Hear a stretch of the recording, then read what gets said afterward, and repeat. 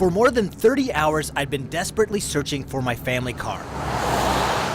Following every possible lead I received from online forums like Stolen in Alaska and Scanner Joe. I was driving around town in a borrowed car, my family's concern growing. Then it got spooky, because then Kyle's, like the whole time we kind of talked to each other and text and stuff, and we don't go long, like naturally without talking to each other for very long, and he like went for like 2 hours without speaking to me. And finally, a real-time tip led me to Midtown, where I witnessed the car being driven out of a fast food parking lot by total strangers.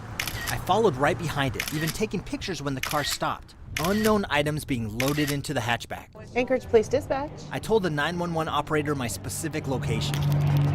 The police just arrived and have surrounded the car with guns drawn, and they have some guys on their knees.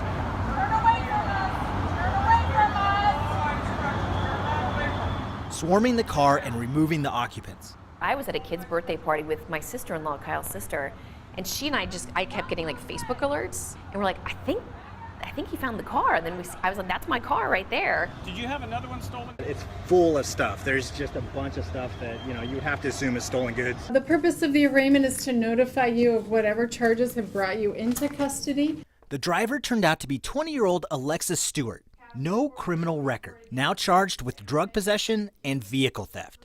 Bail had previously been set at $1,000 cash or corporate. Does anyone wish to be heard on that? But under the 2016 crime bill known as Senate Bill 91, Stewart won't face any upfront jail time. If convicted, any time behind bars would likely be suspended.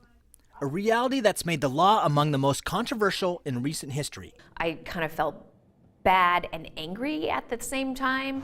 Anything else happen? Did you guys go anywhere? As for the other occupants in the car, no arrests, no citations. Seemingly free to leave after a few questions from police. Before leaving on foot, one of the men even tried to take my headphones with him. A search of court records shows he does have a record for assault, trespassing, violating a restraining order, all taking place over the past 2 years.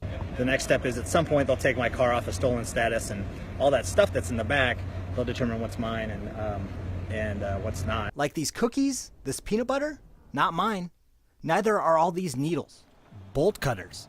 A credit card and ID belonging to my neighbor who was burglarized the same night. And even a face mask. A full 36 hours after it went missing, we finally had our car back. The first stop, the car wash. And we were back to our family routine by Monday morning.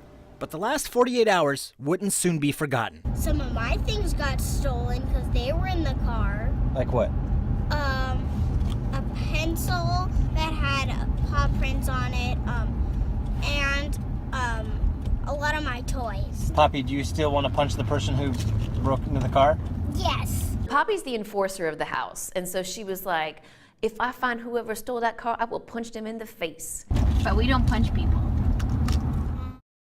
Ours was just one story, one of 60 vehicles reported stolen in Anchorage that week alone. It was also a lesson in how during the current car theft epidemic, a community can come together to crack a case. Really went out of their way for us, and I loved kind of the idea of everyone sticking together and we're all in this, we're gonna fix this whole thing together. Our family is grateful for the police officers who answered our 911 call and ultimately made an arrest. They collected all the evidence and handed us our keys back right then and there. It was a good outcome in our case, and police say that more than 90% of the vehicles that are stolen are later recovered. Also, as you saw, all the passengers were let go that day when our car was found. But if it had happened today, that would not have been the case. The Anchorage Assembly last night voted to make it easier for prosecutors to charge people under a law that says it's illegal to ride in a stolen car.